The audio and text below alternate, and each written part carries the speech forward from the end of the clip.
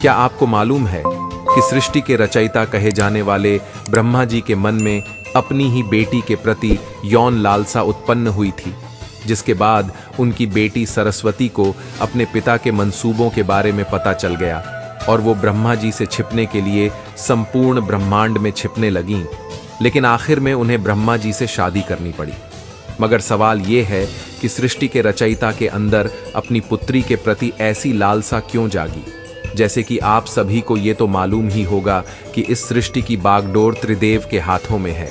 जहां ब्रह्मा जी के कंधों पर सृष्टि की रचना का दायित्व है, वहीं विष्णु जी के पास संरक्षण का दायित्व और भगवान शिव के पास विनाश का दायित्व है। जब सृष्टि का विनाश होता है तो उसके बाद सृजन का चक्र दोबारा शुरू होता है। इस चक्र को शुरू करने के लिए ब्रह्मा जी ने अपने वीर्य से सरस्वती को जन्म दिया था। इस बात का वर्णन सरस्वती पुराण में किया गया है, जब ब्रह्मा जी ने अपनी ही पुत्री के साथ विवाह करने की इच्छा जाहिर की थी। दरअसल सरस्वती माता की कोई मां नहीं थी, उन्हें ब्रह्मा जी ने केवल अपने वीर्य से जन्म दिया था। विद्या की देवी कही जाने वाली सरस्वती दिखने में बेहद खूबसूरत थी और आकर्षक भी। अब इस बात का अंदाजा इसी बात से लगाया जा सकता है कि सरस्वती इतनी खूबसूरत थी कि खुद उनके पिता भी उनसे शादी करना चाहते थे। अपने पिता के मंसूबों को सरस्वती भांप चुकी थी। यही कारण था कि वो उनसे बचने के लिए चारों दिशाओं में छिपती रही और अंत में सरस्वती आकाश में जाकर छिपी, जहां से उन्हें ब्रह्मदेव के 5वें सिर ने ढूंढ निकाला।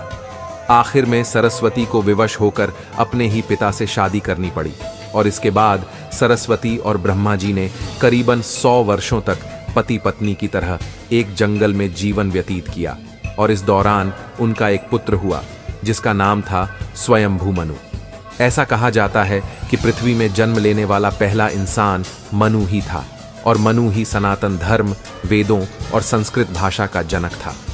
अब अपनी ही पुत्री से आकर्षित होना और संभोग करने की लालसा रखने के कारण सभी देवी देवता ब्रह्मदेव को एक दोषी की तरह देखने लगे, जिसके बाद सभी देवगण महादेव के पास पहुंचे और उनसे आग्रह किया कि वह ब्रह्मदेव को अपनी ही बेटी के प्रति यौन लालसा रखने के लिए दंड दे। ये वाक्य सुनकर शिव जी अत्यंत क्रोधित हुए और उन्होंने ब्रह्मदेव के 5वें सिर को उनके धड़ से अलग कर दिया। इस बात का जिक्र शिव पुराण में भी किया गया है कि ब्रह्मा जी के पहले 5 सिर हुआ करते थे, लेकिन 5वें सिर को शिव जी द्वारा उनके धड़ से अलग कर दिया गया था। भगवान शिव द्वारा ब्रह्मदेव का 5वां सिर ही इसलिए काटा गया क्योंकि 5वें सिर से ब्रह्मदेव ने अपनी ही पुत्री सरस्वती से संभोग करने के लिए कहा था, जिसके बाद क्रोधित होकर सरस्वती ने ब्रह्मा जी से कहा कि आपका ये मुख सदैव अपित्र बातें करता है और यही वजह है कि आपकी सोच भी विपरीत हो जाती है। भगवान शिव द्वारा ब्रह्मदेव के 5वें सिर को काटने के पीछे एक और कहानी काफी प्रचलित है।